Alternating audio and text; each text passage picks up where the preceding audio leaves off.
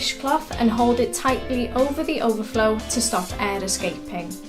Place the plunger over the plug hole and pump up and down several times. Remove the plunger to see if the sink drains normally.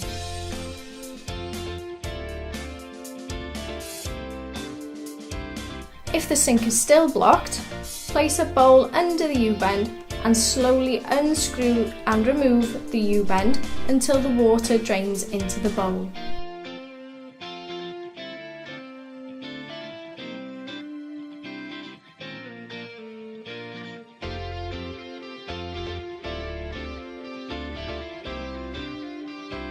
Carefully examine the U-bend and remove any objects blocking it.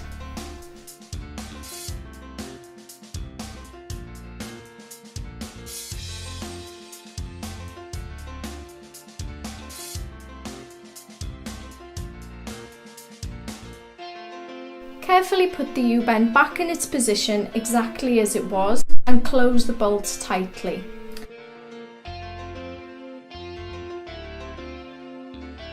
Ensure that it's a nice and dry fit and wipe around with a cloth.